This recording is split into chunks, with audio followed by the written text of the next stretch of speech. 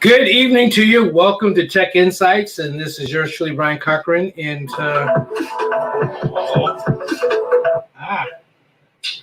good evening to you. Welcome to Tech Insights. Ooh, my monitor's on. Sorry about that. That's part of Tech Insights. How we're gonna go through how to do this. Anyway, we are here gladly to have a good time and teach you about technology, how to stream, how to do audio, video, and all those wonderful things that I had up on the screen a second ago. And I'm excited to be with you. It's a new broadcast we just started, and we will be going through. Let me show you what we'll be going through. Let me put it up on the screen real quick, and then we'll get ourselves started in our today's lesson. There we go. All right. There we go. Tonight we will be going through video production. Why is it doing what it's doing? There we go. Audio production, as I mentioned a little while ago, software solutions, and we'll be having interviews with great people that do great stuff in the tech industry. We'll be dealing with things inside and outside of the church, and I'm glad that you are a part of our broadcast today to learn more about tech. Last week we started with cameras, and the reason I started there because that's why I started. I wanted to learn about cameras and how to use them in my broadcasting because I started off with this. I talked about it last week. I started with this little thing here, which is a Logitech 920 C920. And I started as doing seminars and workshops with this. And when I started streaming, before that I had a little camera that I was recording, and then I would upload it a little bit later on. But when I started working with streaming, I didn't know anything about what I know about today. So my goal is starting small, starting at the beginning, giving you the basics of everything. We'll get as our show progresses, then I'll get into the deeper things. But I think part of my concept and idea in my life is to help people get started in whatever it is that they're called to do. So anyway, if you look at this connection here, it's a USB. And so tonight we're going to talk about how to, let me put it back up on the screen. Here we go. There we go. One more. Oh, wrong way. There we go. I talked about me last week. I'll get into it a little bit later on. There we go. Tonight we're going to be talking about how to get my camera into my computer, and it's going to be capture card basics. And what is a capture card? I'm glad you asked. So most cameras, I'll show you on this camera. This camera is a prosumer camera, and it has a HDMI out, and so it's wrong side. You probably can't see it. I'll put it up kind of close to the screen, but it has an HDMI out, and so that HDMI out, it won't go into the computer by itself. And I know you say, "Oh, Brother Cochran, there's a HDMI on my laptop, and so I cannot use that." No, that's an output.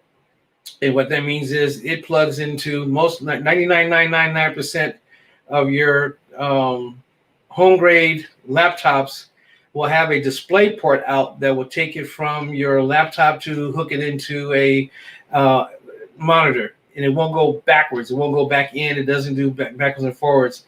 I'm a Mac person, and with my Mac, I have they have Thunderbolt. So with a Thunderbolt, it would do it, but I had to get a special adapter like this one, so that way I can go backwards and forwards. So I started with this one, and this one helped me to take my HDMI camera like this one, but that's smaller when I started, what I showed you last week.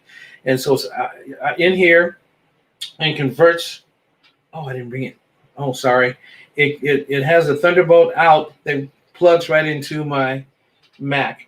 And then I had some other cameras that were on my PC side. And so I got something like this called the CamLink. And the CamLink was at the time really inexpensive. When COVID came out, the price jumped and it became very expensive. They're right around $129, $139 for this. They got the 4K version. This is the first version that they came out with. I've had this for probably 6-7 years, something like that. But this is how I got it into my PC. And then I also, and because I do installs, I found these less expensive ones that you can find on Amazon. And this one, it has Cam 1 because I have multiple cameras. We'll get into that another time as well. But this one allowed me to do the same thing, but for a whole lot less. It works almost as well as this expensive one, but it does have some limitations. But for under $50, you can't go wrong. So you can get started with this, and as you grow your in talent and expertise, then you might want to jump up to something else. One of the other things that we do as well, so that's with the laptop, and there's also a way to do it on a regular computer as well. This is a capture card for a home computer or personal computer. And this one, if you look here, it has 4 inputs. So this one allow 4 cameras for 4 camera shot. And I'll get into that a little bit later with multiple cameras. But you can have a 1 port, but this is a special card that is the input versus the output that normally comes on a computer. So the input, you would put this on this side here, which is HDMI. It plugs directly into here, or it'll plug into here, or it'll plug into here, and it'll make it into a USB like the Logitech C90 did. So that way, no matter if you got a DSLR camera, if you have, the more expensive cameras or less expensive cameras, it doesn't matter. It takes your signal, converts it into to USB to be able to plug it into your computer, to be able to run it on the software, if it's OBS or vMix or whatever software that you're using, or Facebook Live or YouTube. It sees it as a webcam, and as a webcam, your software will pick it up, and it will allow you to broadcast your camera, whatever you're going to put in it. If it's like me now, it's me, and so it'll allow me to allow you to use it to your betterment. And so, I did that already. Ooh, this went fast. Am I missing anything? Yeah, you need a converter. We talked about it a second ago. I'm almost done. Wow, this went really fast. I'm going to show you a diagram of how it works. I talked about it, but I want to also show you how it goes as well. All right. If you look at this is using a USB, one of the USBs that I showed you earlier.